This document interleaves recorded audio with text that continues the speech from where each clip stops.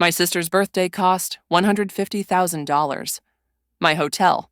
Seeing me, she said, kick this homeless person out. But then she read the owner's name.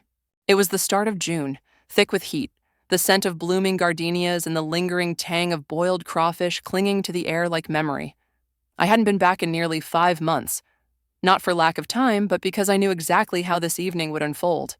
My mother greeted me at the door with that practiced smile, the kind that touched her lips but never her eyes. "Maris, baby, look at you. Still in black? You know, a little color won't kill you," she sang, kissing the air near my cheek like it might shatter on contact. I managed a chuckle. "Hey, Mom." Dad was already camped at the dinner table, halfway through a mountain of lasagna, eyes locked onto his plate like it held the secrets of the universe. And then there was Helen, sprawled across the love seat like she was being painted by a modern-day Botticelli, wrapped in some haute couture gown I'd bet she hadn't paid a dime for. That familiar, condescending half-smile tugged at her mouth. "Well, well," she drawled as she stood. "Look who the Big Easy coughed up. Did you finally finish organizing your sock drawer?"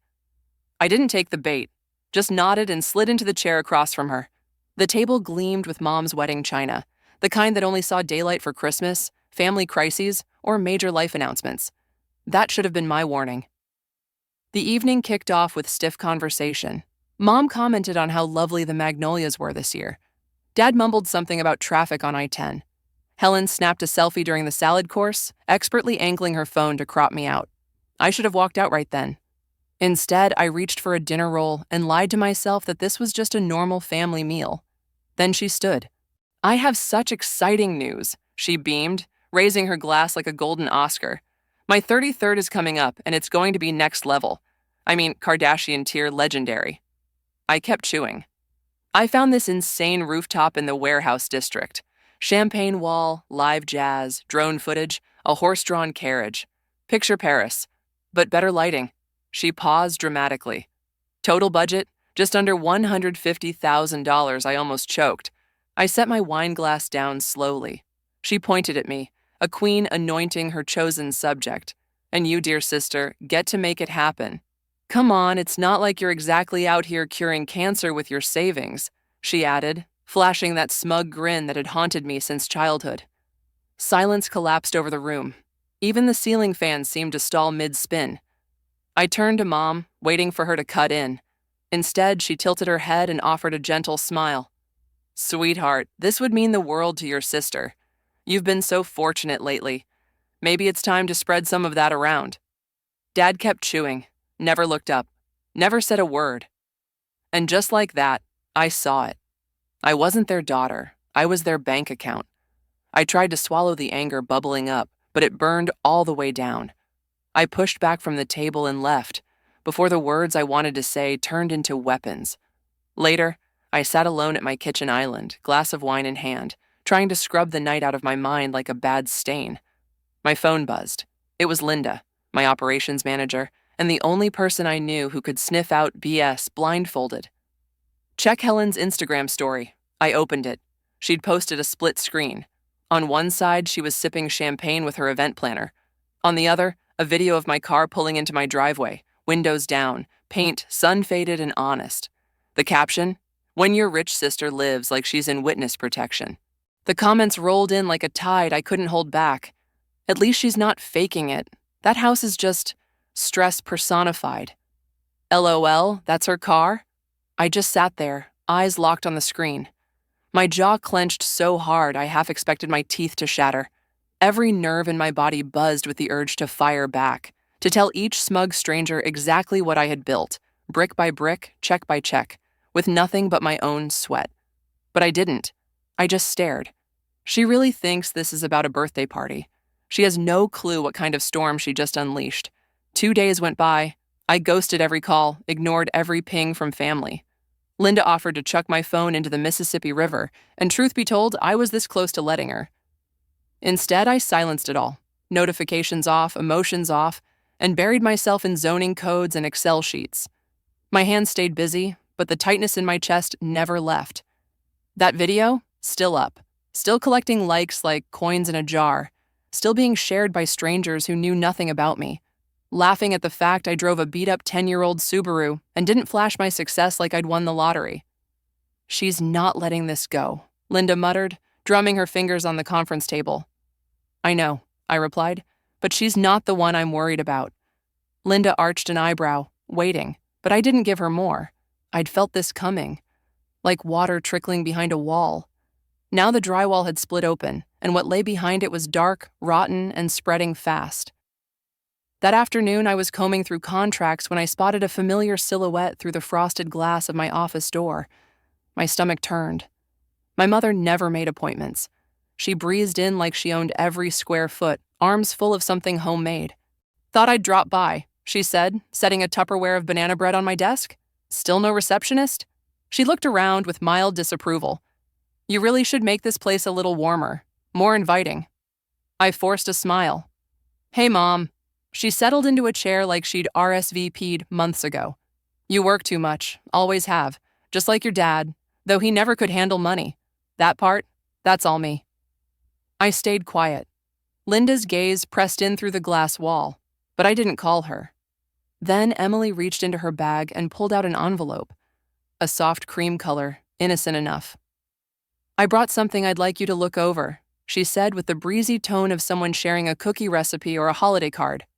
I opened it slowly, expecting maybe a thank you note for dinner or some passive-aggressive list of to-dos. But no, it was a spreadsheet, an event budget. At the top, Siren's 33rd Dream Celebration. My eyes traced the numbers.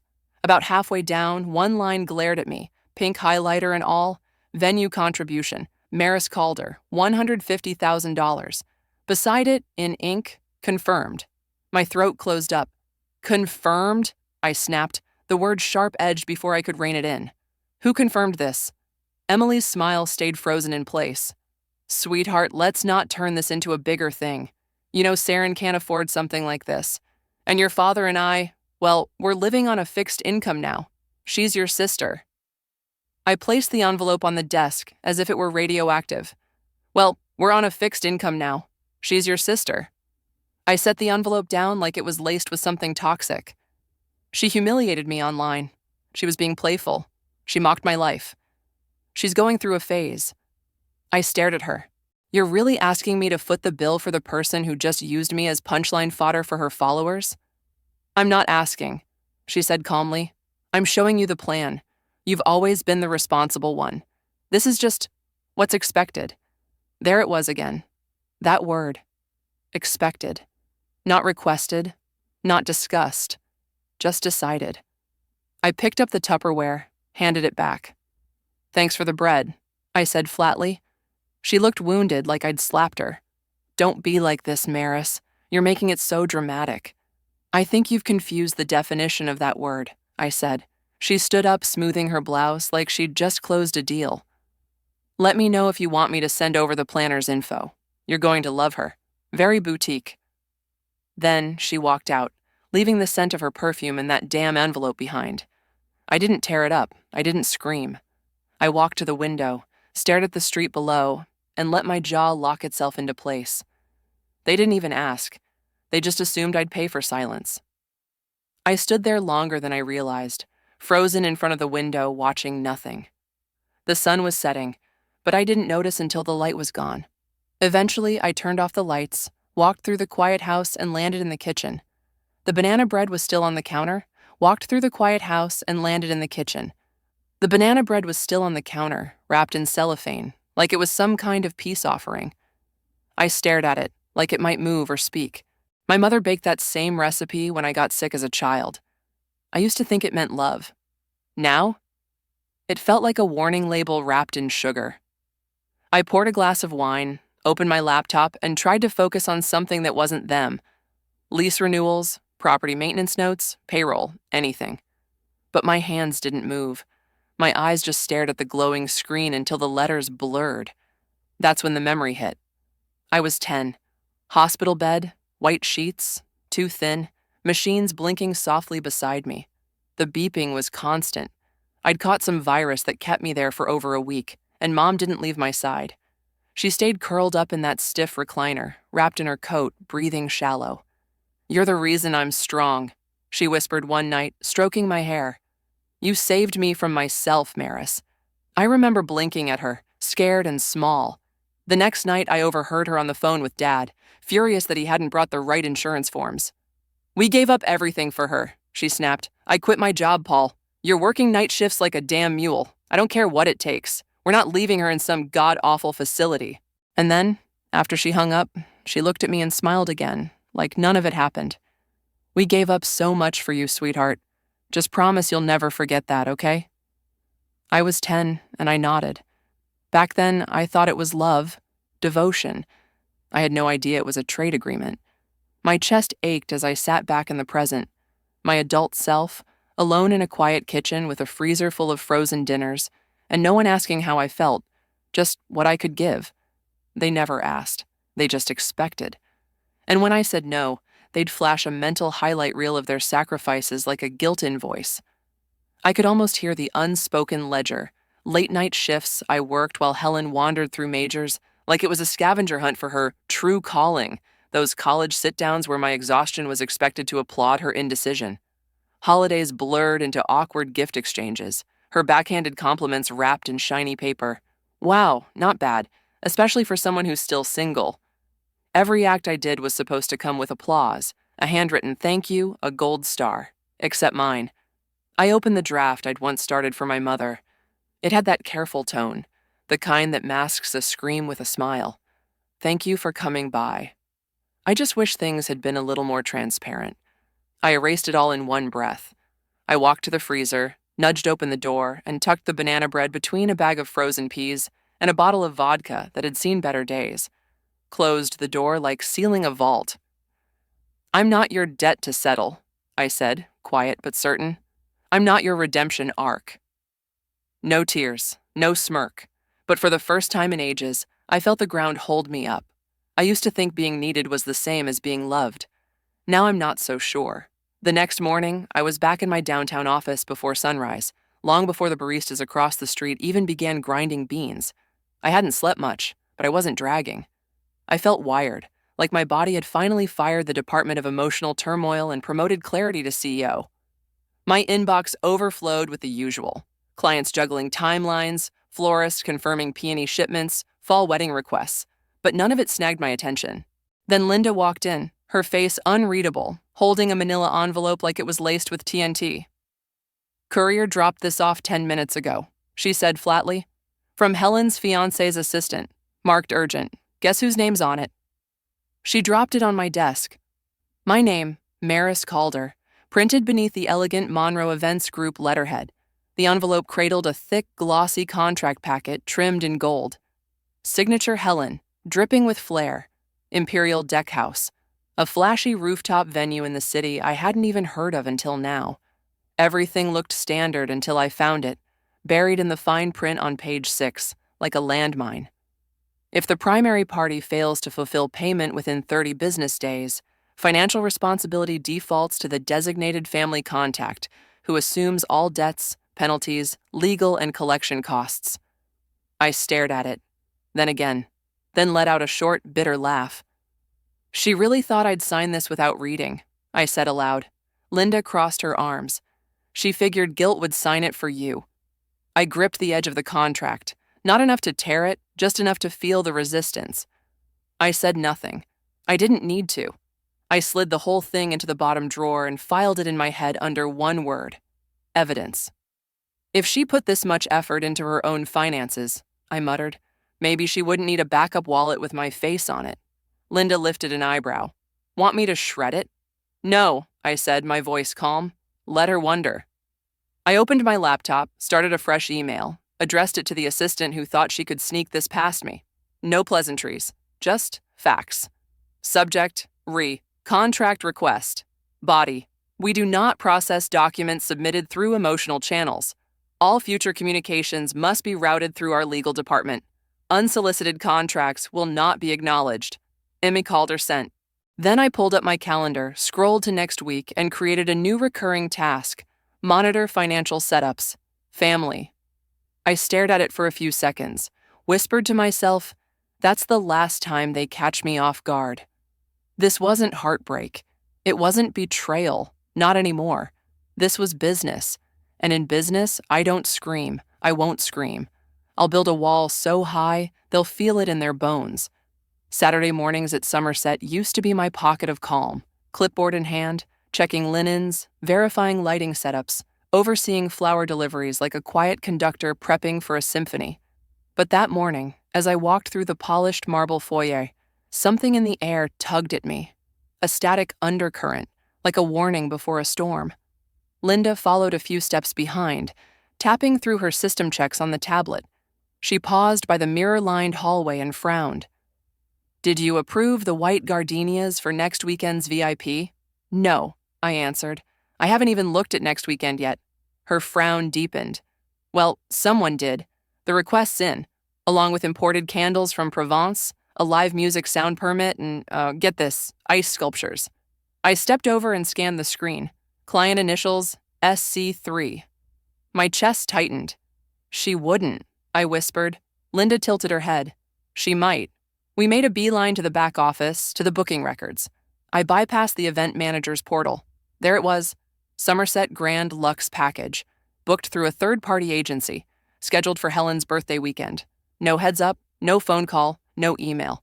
She booked my venue like it was a hotel on Priceline, like I didn't exist, like I was a stranger. "She's trying to force your hand," Linda said, quiet as ever.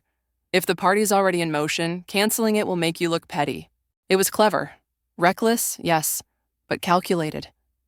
I said nothing, just pulled up the security footage from the night before, and there she was, Helen, teetering on stilettos far too ambitious for the brick-laid floor of my reception hall, gliding like it was a Broadway stage made just for her, laughing like she'd rehearsed it, gesturing with flourish, chatting up a wedding coordinator I'd never laid eyes on. Her arms carved the air with theatrical flair, pointing toward the patio before pirouetting to show off the scene like she was the director of a movie she didn't write. "She's acting like she already bought the place," Linda muttered under her breath. I leaned back, arms folded, gaze glued to the screen. "She thinks I won't confront her in front of an audience." Linda kept quiet. She knew better than to disturb that kind of quiet. Helen thought this was some kind of polished game, an Instagram chessboard of image, illusion, and charm warfare. But now she was playing in my backyard, and my backyard doesn't play by hers. "Don't cancel a thing," I said finally. "Not yet." Linda looked at me sideways. "You're actually going to let her pull this off?" "I'm letting her dig her own grave." I opened a fresh folder on my desktop. SC, unauthorized use. Nested inside, a subfolder labeled correspondence. Everything would be documented. "She wants this to be her victory parade," I murmured, narrowing my eyes. "Then let's make sure she earns every inch of it." Linda smirked. "You want a trail?" "I want an avalanche." We stepped back into the foyer. Staff were quietly prepping for the bridal brunch, blissfully unaware of the silent storm brewing just behind the wallpaper. This wasn't about floral centerpieces or venue clauses anymore. This wasn't a birthday party. This was about legacy. This was no longer about candles or contracts. This wasn't about a birthday. This was about who owns the name on the gate. It was a Wednesday afternoon. I was working from my home office, windows cracked just enough to let in the scent of blooming gardenias from the front yard. For once, I'd found some peace again, reviewing agreements, adjusting event layouts, sipping my second cup of coffee while the house held its breath. Then my phone lit up. "Linda, you might want to check ballroom camera 3. It's happening." I didn't ask, I just clicked. Somerset's grand ballroom lit up on screen, chandeliers throwing golden light across the polished floors, every detail sharp and camera ready. Then I saw her, Helen, storming across the room like a hurricane in heels, already mid-meltdown. "This is the color palette? Are you kidding me? This looks like a sad high school dance." She gestured wildly at the stunned event designer standing beside a half-finished floral display. The florist flinched as Helen yanked a blush rose from the centerpiece and tossed it to the ground like a crumpled receipt. "You call this luxury? It's tragic. My followers are going to tear me apart." A young staffer passed by, arms full of folded tablecloths. Helen snapped her fingers. "Hey, linen girl, that's not what I ordered. I mean, seriously, does anyone here even read English?" The girl hesitated, clearly startled. Her smile was small, uncertain. English wasn't her first language. But she kept walking, quietly. Helen scoffed. "This is amateur hour. You let untrained people run this place?" And then she crossed the line. She grabbed a clipboard off the setup table, skimmed it like she was hunting for something to mock, then slammed it down so hard it skidded off and crashed onto the marble floor. I didn't move, didn't even blink. I just watched. That's when Linda appeared on screen, cool as winter glass, posture sharp, face unreadable. "This is a private venue under contract," she said, her voice slicing through the tension. "Our team deserves to be treated with professional respect." Helen turned slowly, her expression dripping contempt as she looked Linda up and down like she was something stuck to her shoe. "Please, spare me the lecture. Do you even know who I am?" Linda didn't flinch. "Do you?" For a second, the room froze in a hush. Saran scoffed, pivoting on her heel as she muttered something about ungrateful staff and having my lawyer on speed dial. But I wasn't listening anymore. I didn't need to.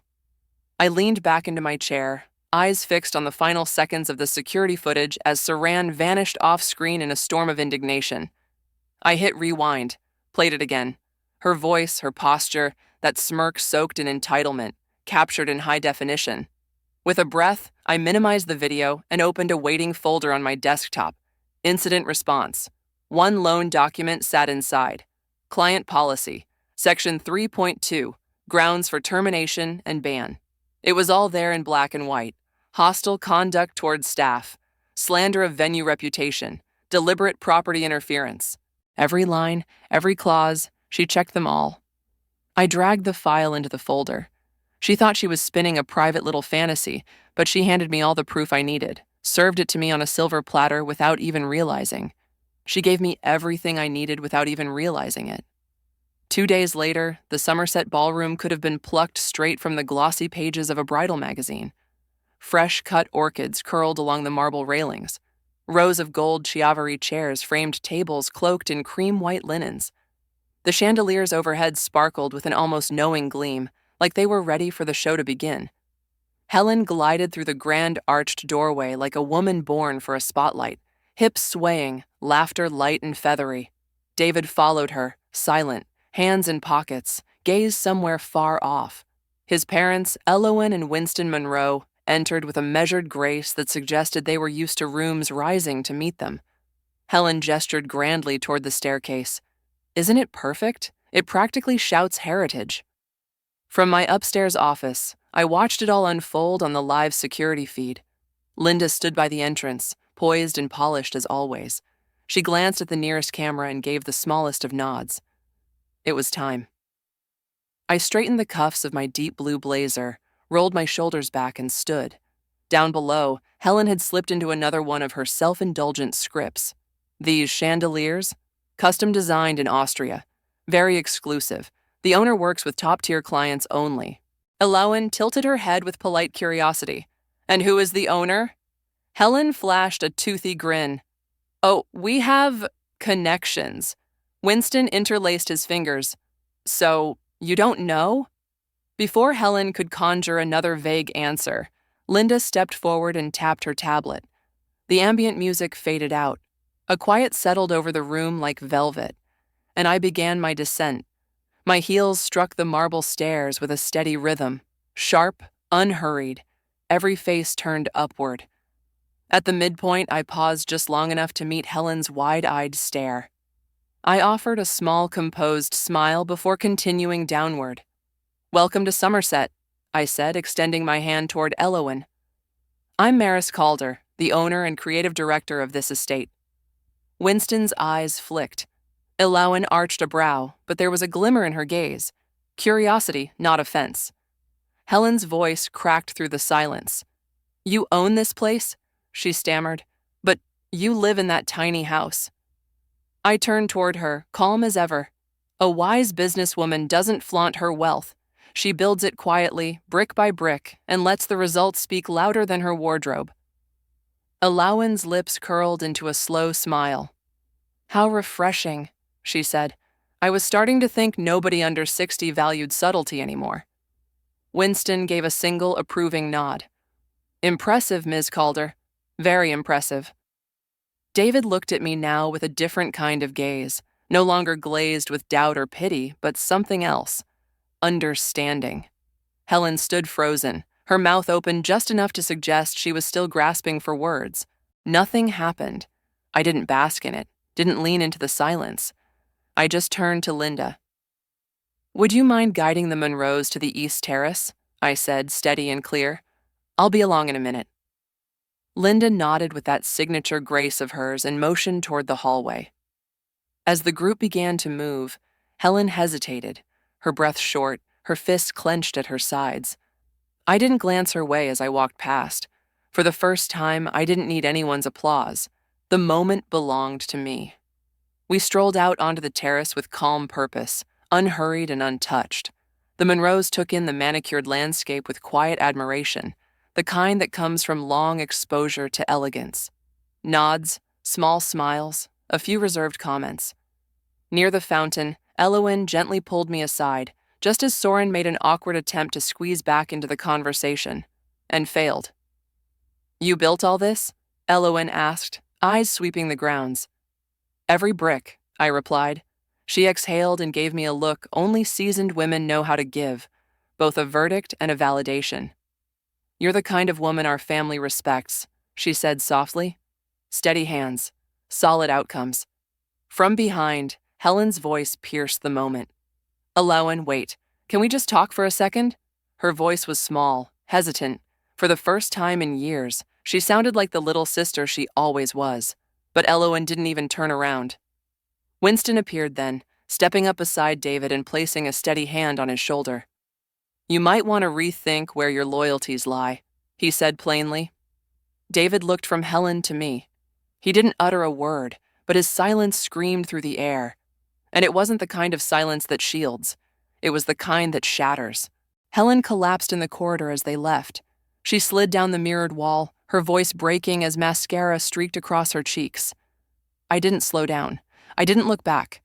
I walked right past her, head held high, heels clicking steady, pulse unreadable. Later that night, I came home and switched off every light except the one over the kitchen. The quiet in the house was no longer hollow. It was deserved. I was sipping chamomile tea when my phone lit up. One text from my father. "Can we talk?" I hesitated, then hit call. He picked up immediately. "Hey, princess." I didn't respond.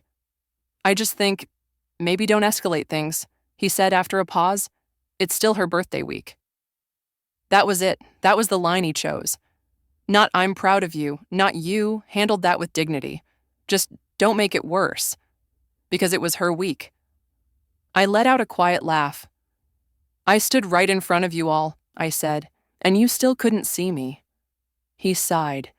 "It's not like that." "It's exactly like that," I said, my voice unwavering. "It always has been." "Look," he began, "we just want to keep the family." "Together?" I cut him off. "It's never been together. It's been a structure balanced on Helen, like a house of cards." He didn't argue. "I'm not angry," I said, feeling strangely calm. "I'm just done." He paused. "You don't mean that." "I do." I ended the call. Then I slid the phone into the drawer by the sink and closed it softly. Outside, the lights of New Orleans shimmered in the night. Faint jazz drifted from a bar down on Frenchman Street, the kind of melody that tightens your chest and soothes it at the same time. I stood there, not waiting for anyone to show, not hoping anyone would call. Just breathing. I didn't lose my family. I just stopped asking them to show up. 2 weeks passed. No headlines, no apology tour. Just quiet. The kind of quiet that didn't echo. It settled. I was sitting at my kitchen table, going through contracts and sipping lukewarm coffee when the subject line caught my eye. "I'm sorry," from Paul Calder. I opened it before I could change my mind. "You were right. I should have said something. I'm sorry." From Paul Calder. I clicked it before I could talk myself out of it. "You were right. I should have stood up. I'm sorry." Dad, that was it. No buts. No passive-aggressive deflection. "No, but you know how your sister is." Just a single sentence. Late but clean. I read it 5 times. Then I deleted it. But I smiled when I did. Somerset hadn't slowed down. If anything, it was surging. We had 3 weddings booked for the next month, 2 corporate galas, and a high-profile fundraiser that had local news sniffing around. Linda was now fielding requests from planners in 4 different states. She walked into my office with her usual tablet in hand. "We've got a request from Elowen Monroe's niece," she said, tapping. "She asked for you directly." "Of course she did," I said. "We'll take good care of her." I meant it. That same day, my phone lit up with a push notification from a wedding industry blog. Influencer event canceled? Somerset denies involvement. Speculation mounts. And then, are these luxury events just for show? Inside the collapse of a brand. They didn't mention her name outright, but I didn't need them to. Later that evening, out of pure curiosity, I checked Helen's socials. Her latest video was still up, but the energy was different. Muted lighting, no makeup, no background music. Comments turned off. She stared into the camera for almost 2 full minutes before speaking. I didn't watch all of it. Not because I couldn't, because I didn't need to. There was no satisfaction, no anger, no fire in my chest, just air.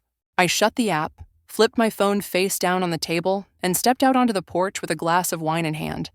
The wooden planks beneath my feet still held the warmth of the afternoon sun, now melting into hues of amber and gold. The neighborhood was still, save for the hush of the breeze winding through the old oak trees. Earlier that day, I drove past my parents' house, eased up on the gas for a fleeting moment, but didn't stop. Not out of anger, not out of spite, just because that thread doesn't tug at me anymore. I used to believe peace showed up with apologies, with justice served and wrongs made right. I thought it arrived when secrets came to light and people finally saw the hurt they caused, but now I know.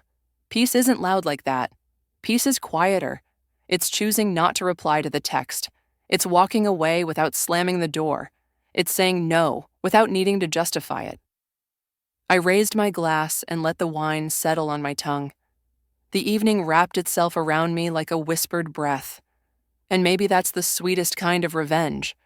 Not the triumph, but the release. Not clawing your way to the top, but stepping away without stains. If there's anything I've learned through this whole journey, it's this. Peace doesn't come when others finally decide to treat you right. It comes when you do. When you look in the mirror and say, "You matter, your voice matters." For the longest time, I believed loyalty meant silence. That being a good daughter, a good sister, meant biting my tongue, dimming my light. But here's the truth. Shrinking never saved anyone. You can love your family and still set boundaries. You can leave, and it doesn't mean you hate them.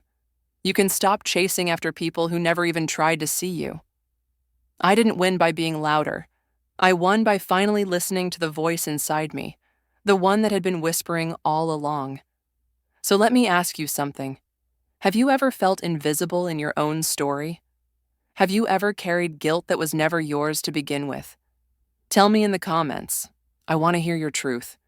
And hey, if this story hit home for you, type 1, or let me know where you're watching from. If you didn't connect with it, that's okay too. Drop a comment and tell me why. Was it the message, the pace, the ending? This channel is all about real stories for real people. So if you want more honest, emotional storytelling like this, don't forget to subscribe. You never know, the next story might be the one that finally puts your feelings into words. Thanks for spending your time here. The one that finally puts your feelings into words. Thanks for spending your time here. See you in the next one.